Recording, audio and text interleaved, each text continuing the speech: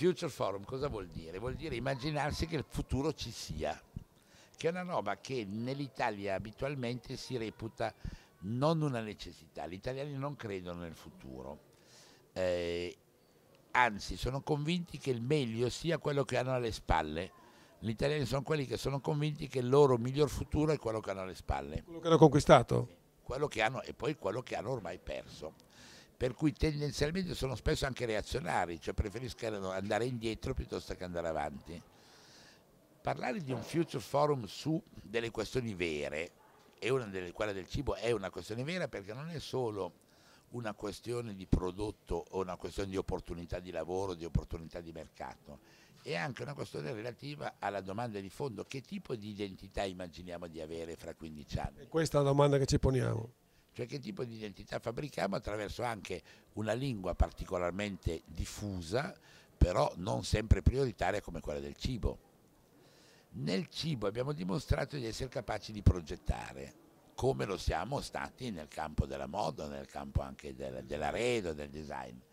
Ma nel cibo siamo stati ancora più creativi perché abbiamo capito una serie di parametri fondamentali, che il cibo evolve solo se una elite consapevole ne prende in mano il destino, lo progetta, e evolve anche solo se il suo futuro, non essendo necessariamente la nouvelle cuisine il suo futuro, anzi è già il suo passato, se il suo futuro si fonda su una conoscenza molto articolata, anzi su una ricerca delle radici.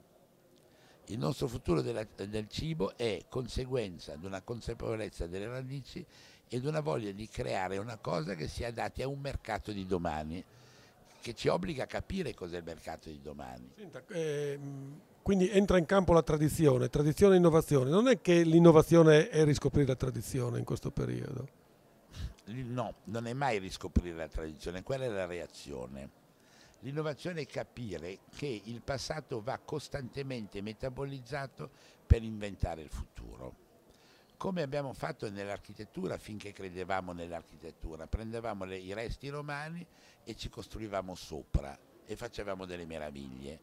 Poi è venuto un momento nel quale abbiamo considerato il passato materiale da non toccare più, da affrontare solo con una sorta di rispetto distante, e non abbiamo più avuto la capacità di inserire in un centro urbano antico una cosa di oggi che entrasse in dialogo, perché quelle di oggi erano sbagliate, non erano capaci di dialogare, così come non abbiamo ancora inventato un'architettura che possa essere quella di oggi e dialogare con la nostra eredità.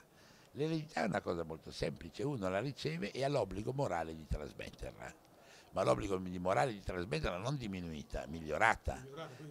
Esatto, trasformata. Allora questo senso di passaggio dell'eredità è la chiave dell'invenzione del futuro. Il futuro non è altro che il migliorare l'eredità dandogli una proiezione in una dimensione diversa da quella del suo passato. Anche perché le radici, essendo dentro le radici di noi, quindi ci daranno sempre una linea di conduzione.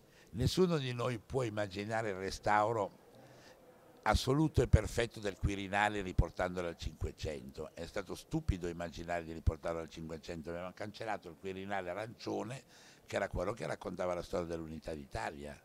Allora, non è questo il restauro, e non è ritornare indietro, perché per tornare indietro a quel livello lì dovremmo anche reintrodurre la pena di morte e la flagellazione e i colpi di bastone. Mentre stiamo facendo così nel campo dell'arte, del restauro. Nel campo del restauro facciamo così, e non è la strada giusta. Noi vogliamo un mondo nel quale il passato si abbia il diritto anche di trasformarlo mentendo.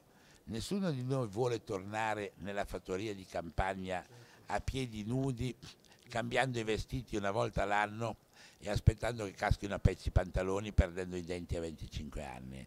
Siamo felici di tornare nella campagna, in quella casa lì riammodernata, Con riscaldamento possibilmente. con un bel riscaldamento, con un fantastico frigorifero che tenga i cibi e potendo cambiare le scarpe ogni tanto.